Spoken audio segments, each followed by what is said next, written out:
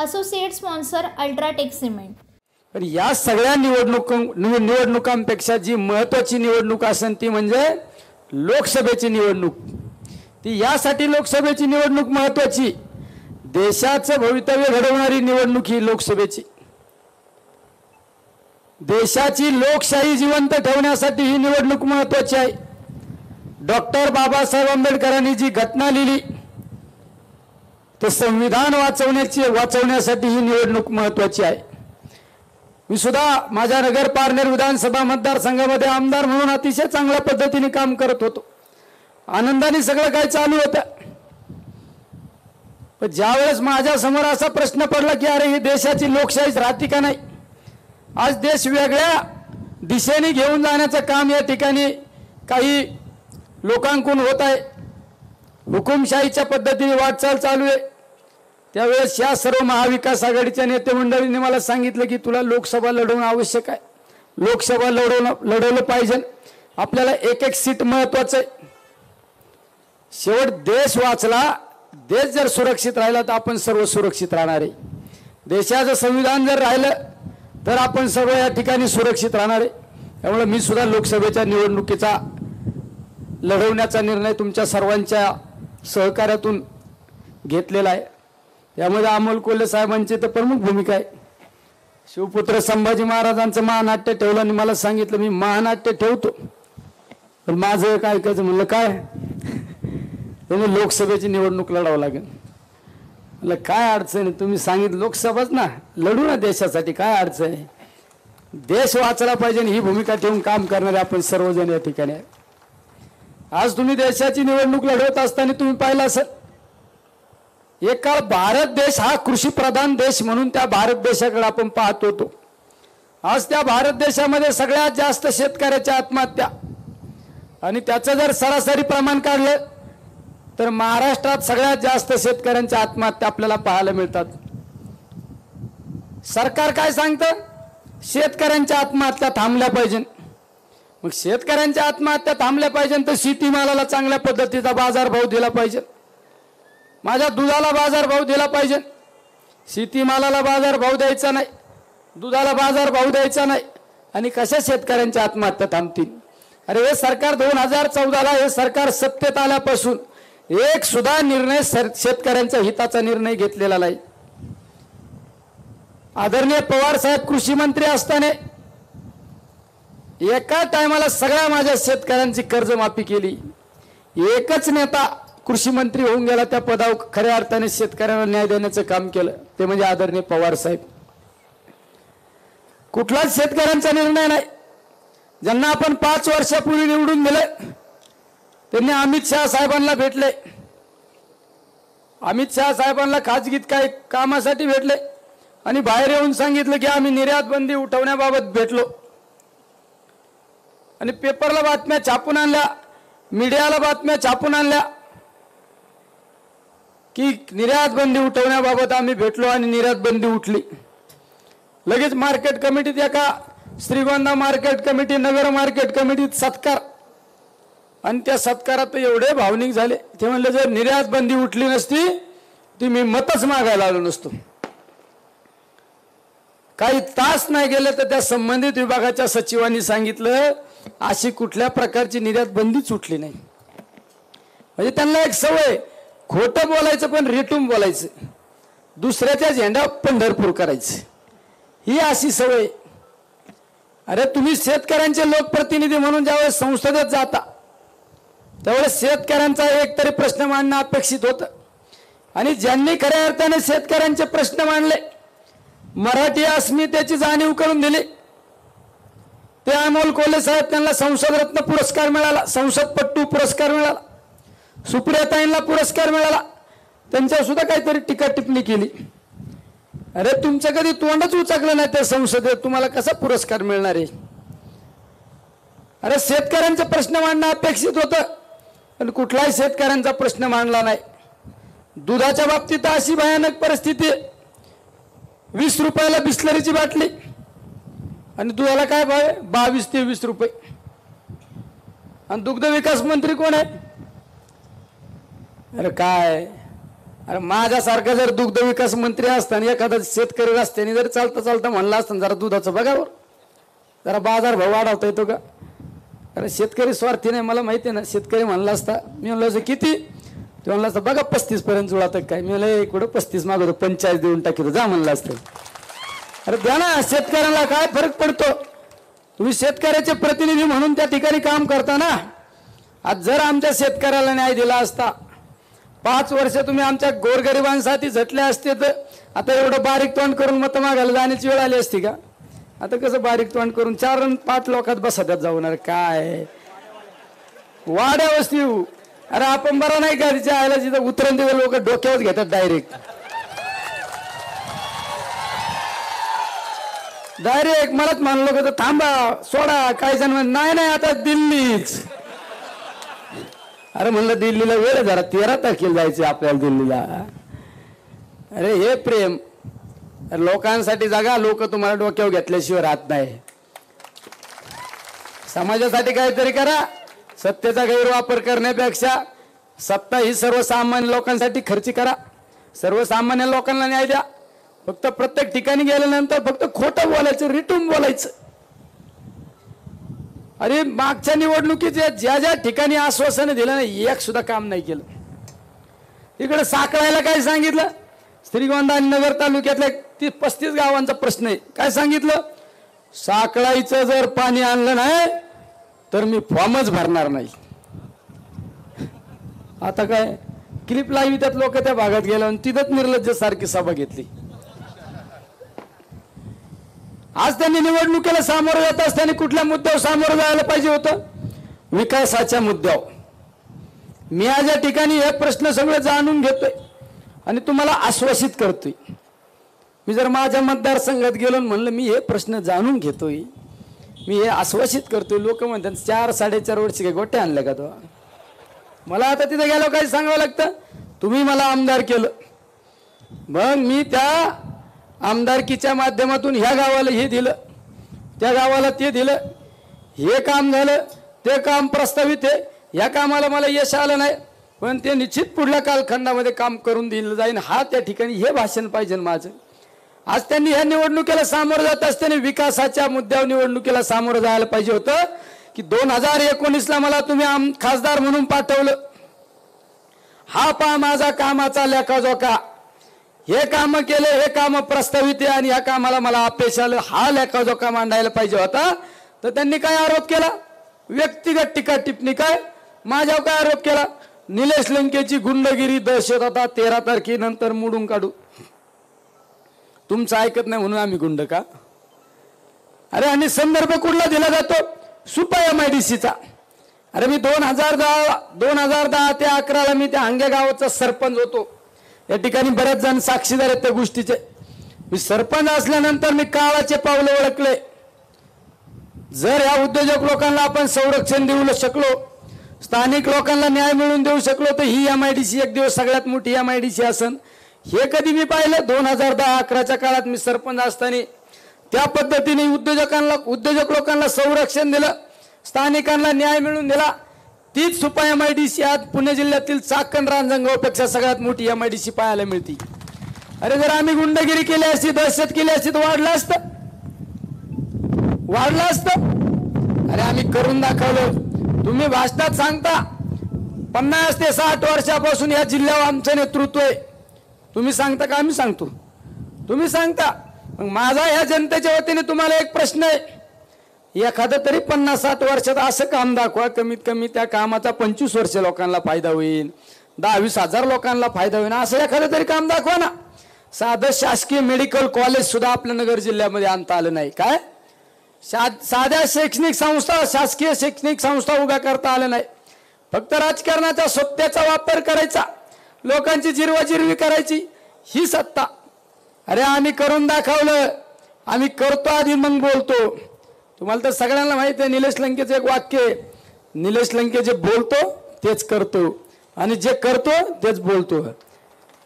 इथं काय सांगायचं श्रीगोंदा तालुक्यातल्या लोकांना, तुम्हाला जर कुकडीचं पाणी आलं नाही, विसापूर धरणाखाली जर पाणी आलं नाही, तर मी कॅनलवर येऊन झोपण, सांगितलं होतं ना. अरे निलेश लंकेत झोपू शकतो कॅनलवर पाटाव, तुम्ही नाही झोपू शकत. मग आता काय, तुम्हाला मी शब्द देतो गड्यांनो, इथं सगळे राहुल दादाचं तर काय पाण्यासाठी संघर्ष असतो, घनश्यामांना असते, बाबासाहेब असू, तुम्हाला शब्द देतो मी, यांच्यासारखा खोटारडा नाही आपण, खोटारडा नाही, शब्दात दम आहे, कारण खरा माणूस आहे. तुम्हाला 4 तारखेनंतर श्रीगोंदा तालुक्याला पाण्याचे काय अडचणी येणार त्याच्या माय लावलं ना. हा, सरळ पण चालता येतं आपल्याला ना, आडवं बोट पण घालता येतं, काळजी करू नका. इथं बऱ्याच ठिकाणी माझा मी आमदार झाल्यानंतर एक संदर्भ सांगतो तुम्हाला. मी आमदार झालो, पाण्याच्या बाबतीत कोणी कोणाला सोडित नाही. तिकडे जुन्नरला आमचेच आमदार, आंबेगावला आमचेच, इकडं कर्जतला आमचेच, तिकडं पलेकर करमाळ्याला आमचेच. काल सल्लागार समितीची मिटिंग चालू होती, मी सगळ्यांचं ऐकून घेतलं. मला म्हणले तुझं काय, मी म्हणलं काय मला काय एवढं कळत नाही रो म्हणलं. त्यांना नाही बोल म्हणलं, आता तुमचं बोलायला बोलू म्हणलं. मी सांगितलं त्यांना, सगळं ऐकून घेतलं आणि सांगितलं मला एवढंच कळत आहे म्हणले, कॅनोल आहे ना कॅनोल माझ्या हद्दीतून जातोय, आणि जर माझ्या शेतकऱ्याला पाणी नाही मिळालं ब्लास्ट करून टाकीन म्हणलं. म्हणजे याची सोय लावा पहिले, त्याच्यात तुम्ही काळजी करू नका रे. रात्री अपरात्री येऊन कोण तुमची चारी सोडित नाही आणि कोण दरवाजा अडवितय, सरळ करून टाकीन, पण माझ्या शेतकऱ्याला पाणी देणार. काय फरक पडतो, द्यावं द्या ना, शेतकऱ्याचं सुखी झाला तर आपण सगळे सुखी होणार आहे.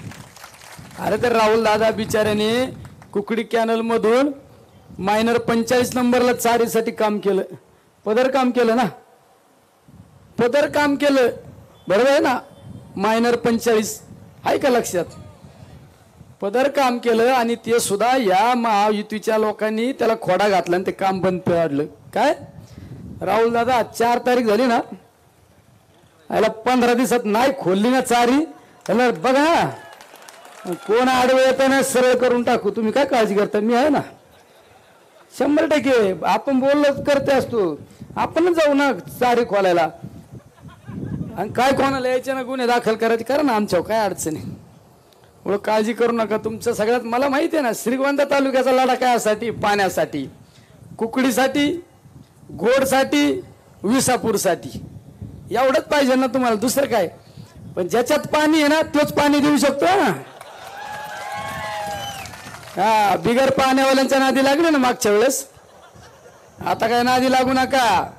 त्यांनी प्रत्येक तालुक्यात डफड्यावाले ठेवलेले आहेत, ते येऊन सांगते साहेब दादा, आणि ते बघावं लागेल ना, ते लय मोठे आहेत, आणि ते मला माहित नाही का ती यंत्रणा, हे यंत्रणा कसली, हे जीवा भावाचे लोक निलेश लंके बरोबर आहे, कायची यंत्रणा रे, हे कसली यंत्रणा सांगा ना.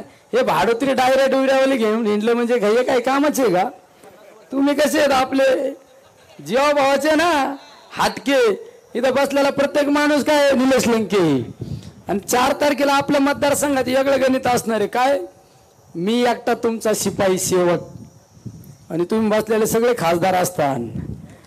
हा, पण लाईनीत राहायचं, तुम्ही सांगायचं आणि मी ऐकायचं, खासदारांनी सांगायचं आणि मी ऐकायचं. तुम्ही फोन करायचा, अरे चारीला पाणी येत नाही, हजर अर्धा तासात, काळजी काय करता, हजर अर्धा तासात. तुम्ही सांगितलं दरवाजा उघडा करून देत नाही अधिकारी इरिगेशनवाला, सांगा ना अधिकाऱ्याला थोडं पाणीच घेतोय ना, दुसरं काय चोऱ्या करतो का.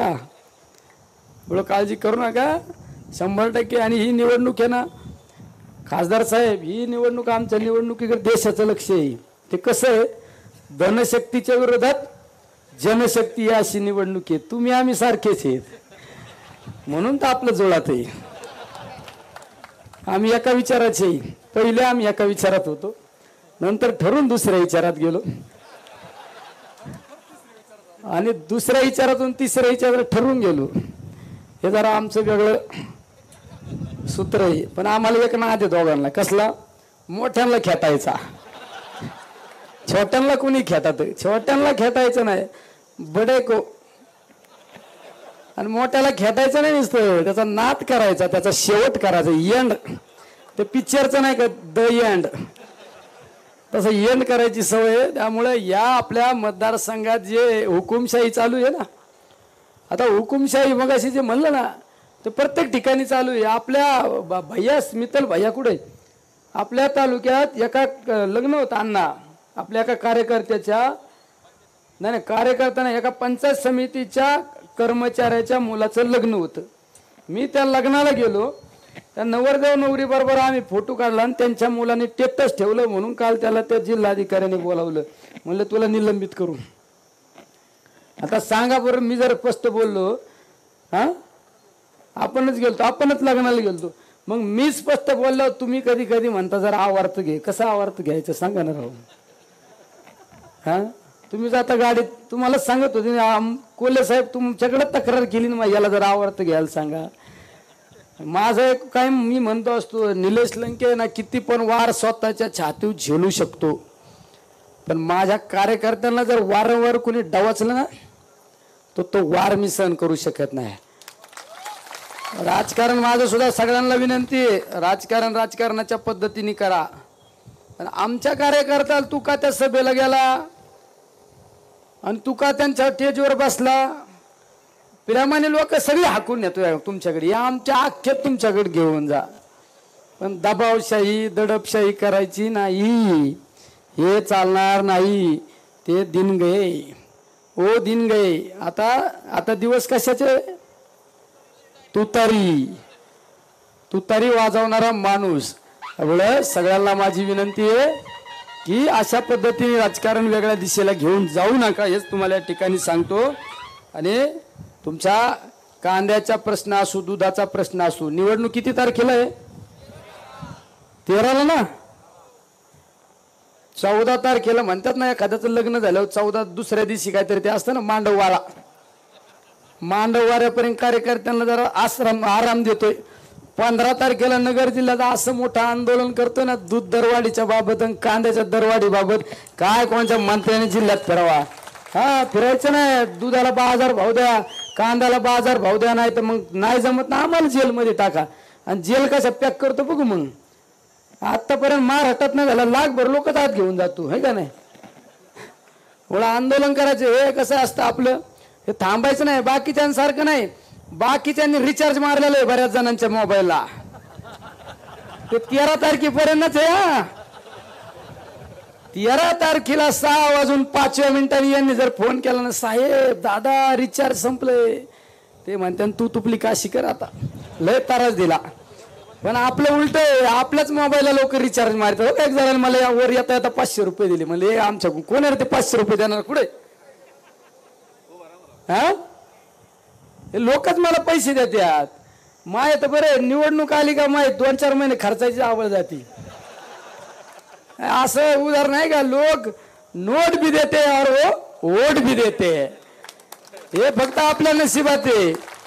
अरे त्यामुळे ज्यावेळेस जनता एक वाटते ना, ज्यावेळेस सर्वसामान्य जनता ही निवडणूक हातात घेते ना, त्यावेळेस काय होतं? परिवर्तन हे अटळ आहे. त्यामुळं परिवर्तन या निवडणुकीत अटळ आहे.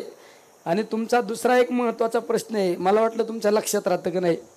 तुमच्याकडे साखळाईवर मतं घेतले, विसापूरच्या पाण्यावर मतं घेतले, कुकडी घेतले, MIDC पण घेतली. आहे का ध्यानात? घेतले ना? MIDC मीच करीत असतो रे, नका काळजी करू. 100% MIDC मीच करीत असतो. माझं तर टार्गेट आहे प्रत्येक तालुक्यात MIDC. आणि हे आमचे बेरोजगार पोर आहे ना, चांगले नोकरी लागले पाहिजे ना. IT पार्क सुद्धा आणू आपण. IT पार्क आणू. कारण गरिबी काय आपण पाहिलेली. आणि उद्योजक काय परिस्थिती मी पाहिलेली. मी कामगार म्हणून काम केलेलं आहे कंपनीत. मी त्या कायनेटिक कंपनीवर काम आलो होतो म्हणून ते सगळं जाणीव आहे. ज्याच्या जलांताने ज्याच्या तोंडात सोन्याचा चमचाला त्याला दुःख सांगता येतं का? नाही सांगता येतं का? नाही. त्यामुळे आपल्या ह्या भागात MIDC सुद्धा 100% MIDC आणणार आपण. कारण या तालुक्याचं आणि माझं वेगळं नातं आहे. तुम्हाला माहिती आहे का नाही मला नाही सांगता यायचं. राहुल दादांनी सांगितलं.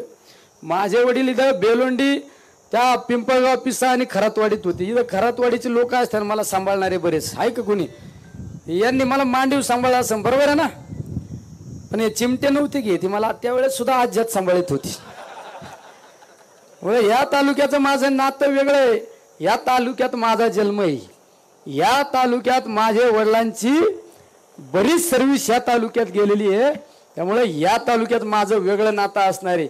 या मतदारसंघात ज्यावेळेस मी खासदार म्हणून दिल्लीत जाईन ना, पहिली विकासाची गंगा श्रीगोंदा तालुक्यातून चालू करेन. तर या भूमीबद्दल मला एक वेगळं प्रेम आहे, या भूमीबद्दल मला एक अभिमान आहे. त्यामुळे निश्चित तुम्हाला अभिमान वाटण असं काम करून दाखवीन. त्यामुळे तुम्हाला या ठिकाणी एक शब्द देऊन जातो, एकदा फक्त माझ्या विश्वास ठेवून बघा. काय एक बार एकदा विश्वास माझ्यावर ठेवून बघा, तुमच्या विश्वासाला कुठं तडा जाणार नाही. तुम्हाला अभिमान वाटण असं काम करून दाखवीन. काय अभिमान वाटण असं काम करून दाखवीन. ज्या ज्या वेळेस माझ्या शेतकऱ्यावर अन्याय अत्याचार होईल त्या वेळेस हा निलेश लंके तुमची ढाल म्हणून पुढे राहील. वेळेप्रसंगी माझ्या शेतकऱ्यांच्या प्रश्नाबाबत आंदोलन करण्याची वेळ जरी आली तर जेलमध्ये जाण्याची तयारी ठेवून पण माझ्या शेतकऱ्याला न्याय मिळवून देईन. कारण दिल्लीत मला एकदम आता पाठी राखा ते म्हणजे आमचे अमोल कोल्हे साहेब. अमोल कोल्हे साहेब दिल्लीत असल्यानंतर मला काय अडचण आहे, कुठे गुतलो तर अडकलो तर 1 मिनिटात माणूस हजर आहे. कारण शिवपुत्र संभाजी महाराजांचं महानाट्य ज्यांनी प्रत्येकाच्या घराघरापर्यंत पोचवलं, त्या अमोल कोल्हे साहेबांचा आपल्याला त्या ठिकाणी पाठबळ असल्यानंतर दिल्लीत सुद्धा हा तुमचा निलेश लंके गरजल्याशिवाय राहणार नाही, हाच या ठिकाणी शब्द देतो. आणि आपलं चिन्ह तुतारी वाजवणारा माणूस. अशी काय 13 तारखेला तुतारी वाजली पाहिजे ना, तर त्याचा आवाज कुठे गेला पाहिजे, हात वर करून सांगा. हे आदल्या मधल्यांच्या डायरेक्ट कांठाळाच बसल्या पाहिजे. त्यामुळं आपलं चिन्ह तुतारी वाजवणारा माणूस. आणि शेवटच्या 13 तारखेला शेवटच्या 6 वाजेपर्यंत हाच जोश, हीच ताकद आपली सगळ्यांची राहिली पाहिजे, ही या ठिकाणी अपेक्षा व्यक्त करतो. आणि माऊली तुमचं जलजीवनचं पाण्याचं ना, आता मला चिठ्ठी आली मागून, जॅम केलं ना, जॅम करण्याला सरळ करतो, थांबा ना जरा, कळ काढा ना, देतो करून. कुणी जॅम केलं मला माहिती आहे, जलजीवन मध्ये जे भ्रष्टाचार केला ना त्या शिवनी, त्याला तर मी किती वेळा बोलतोय, करतो मी. 13 तारीख होऊन 14 तारखेला आपण जिल्हा परिषद मध्ये जाऊ. हा कुठलं, आणि अनुक्रमांक नंबर आपला किती आहे, 2. 2 म्हणजे काय, विजयाची खून. तुम्हाला सांगतो त्याचं सूत्र. मी 2019ला आमदार केलं उभं राहिलं, तेव्हाच माझे चिन्ह राष्ट्रवादीचं. अनुक्रमांक नंबर किती, 2 होता. आणि या मागच्या वेळेस ज्याला तुम्ही खासदार केलं त्याचा अनुक्रमांक नंबर किती होता, 2च होता. आणि तुमच्या आवडीचा या तालुक्यात आमदार होऊन गेला त्याचा नंबर किती होता, अनुक्रमांक नंबर. कोण होता आवडीचा आमदार तुमच्या, राहुल दादाचा नंबर 2 होता. आणि निवडणूक सुरू झाल्यावर फॉर्म भरायच्या आधी मी एका सभेत सांगितलं होतं, कम से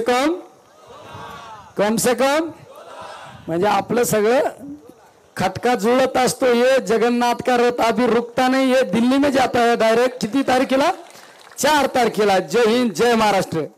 असोसिएट स्पॉन्सर अल्ट्राटेक सिमेंट.